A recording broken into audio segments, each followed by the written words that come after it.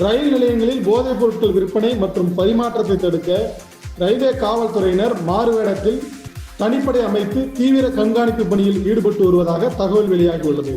இது தொடர்பாக நமது செய்தியாளர் முருகன் தரும் கூடுதல் தகவல்களை தற்போது காணலாம். சென்னை திருவான்மியூர் ரயில் நிலையத்தில் கடந்த சில தினங்களுக்கு முன்பு ஒரு பெண் ஆசிரியையின் செயினை பறித்து சென்ற வாலிபரை தமிழக ரயில்வே காவல்துறையினர் 3 மணி நேரத்தில் கைது செய்து நகைகளை மீட்டது அனைவருக்கும் தெரிந்த ஒரு விஷயமாக இருந்தாலும், அந்த திருடி கொண்டு ஓடிய அந்த வாலிபர், அதாவது கைது செய்யப்பட்ட அந்த வாலிபரின் பெயர் பாபுஜி என்று சொல்லப்படுகிறது.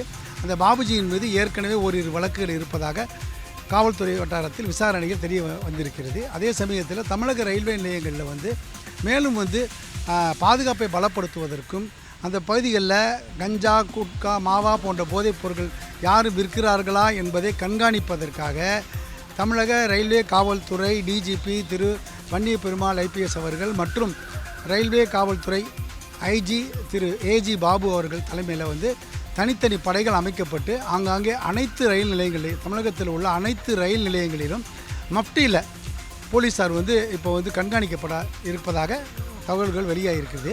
அதே சமயத்தில் என்னென்னு பார்த்தீங்கன்னா, முற்றிலும் போதைப்பொருள் இல்லாத ஒரு தமிழகத்தை உருவாக்க வேண்டும் என்று தமிழகத்தில் உள்ள காவல்துறையினர் நினைத்து வந்தாலும், ரயில்வே நிலையங்களில் குறிப்பாக அனைத்து ரயில் நிலையங்கள்லேயும் கான்ஸ்டபிள்கள், மஃப்டி கான்ஸ்டபிள்ஸ் போட்டு, உமன் கான்ஸ்டபிள்ஸும் போட்டு அவங்க ஒவ்வொரு ட்ரெயின் வர்றப்பவும் சரி, அந்த ட்ரெயின் கிளம்புறப்பவும் சரி இருந்து வாட்ச் பண்ணி அங்கே யாரும் சந்தேகத்திற்கு இடம்படியான நபர்கள் இருக்கிறார்களா, அவர்கள் எதற்காக நிற்கிறார்கள், என்ன காரணம், டிக்கெட் வச்சுருக்காங்களா, அவர்களுடைய பேக்லாம் அவங்க செக் பண்ணி தான் அவங்க உள்ளே அனுப்பப்படும் அப்படின்றது ஏற்கனவே தெரிஞ்ச விஷயம். இந்த சூழலில் கஞ்சா, மாவா, குட்கா போன்ற போதைப் பொருட்கள் விற்பதை முற்றிலும் தடுப்பதற்கும், அதே சமயம் விற்பது யாராக இருந்தாலும் அவர்கள் மீது கடுமையான நடவடிக்கை எடுக்கப்படும் என்று தமிழக ரயில்வே காவல்துறை உயர் அதிகாரிகள் தெரிவித்துள்ளனர்.